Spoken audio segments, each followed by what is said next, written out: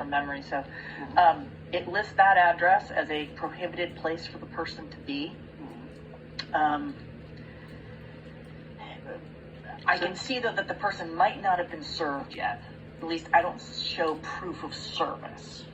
But you said the police told you not enough boxes were checked, or? It was their understanding.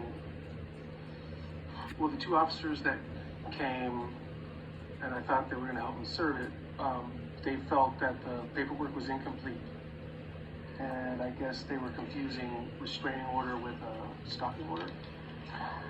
In addition, there was quite a long deliberation with what I assume was the DAs or some legal advisor for the county, stating that he got to stay there and, quote, he just couldn't bump into me. And so I, of course, protested, made my case as clear as possible. Hopefully I made your intention as clear as possible, but they did not believe me.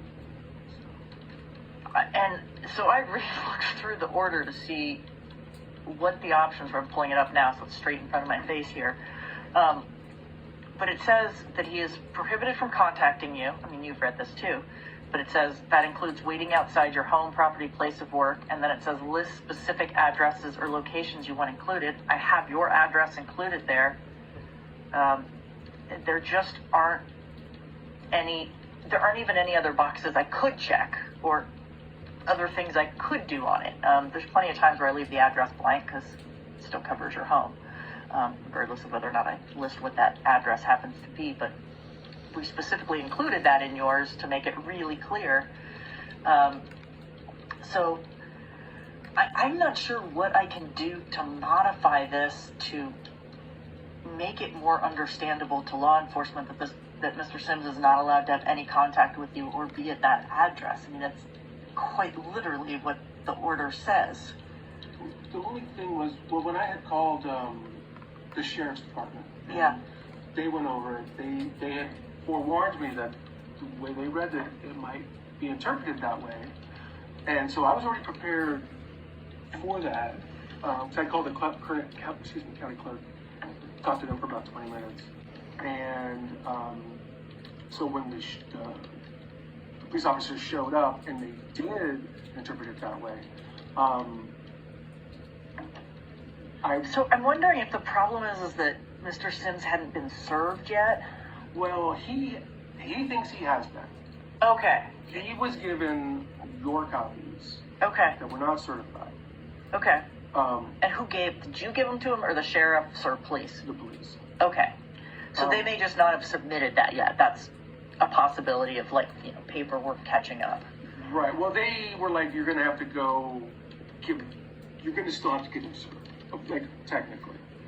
My only suggestion was, where you have the address at the bottom of the order, is if you would reiterate home, property, not just, I know it's printed and it should be obvious. Right. Believe me, I could not believe that someone at the DA would not get that, but just if there would be a way to make it clear to both the DA and the officers, just by either circling possibly or...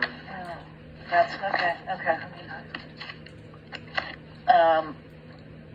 All right, I'm going to change this then to say, so this will need to be, I'm going to include in here,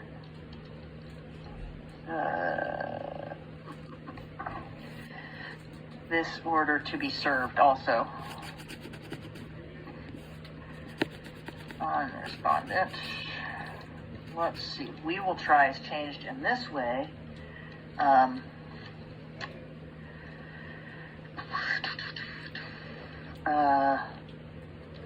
Respondent. And it does look like at this point he is already avoiding contact and already, so I might have to get a processor. Okay.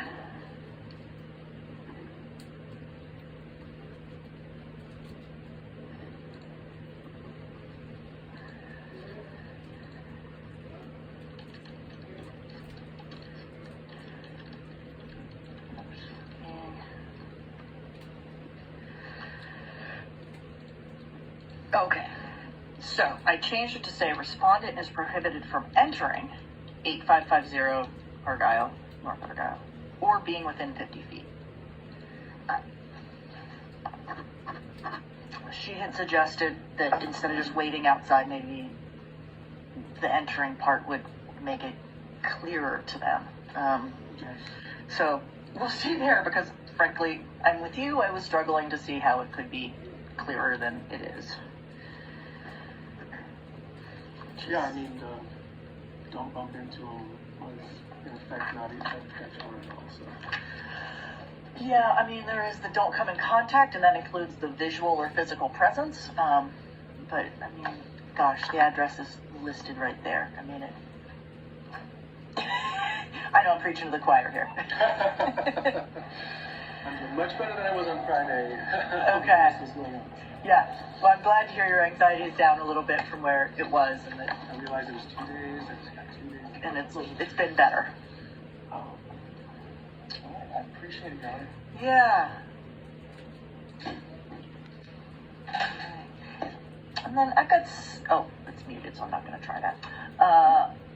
I'll let you, yeah, I was like, oh, I'll jump in and take care of that, but it's not going to work well if I do that. Go ahead. Good afternoon. This is the clerk in the courtroom. I have area code 5.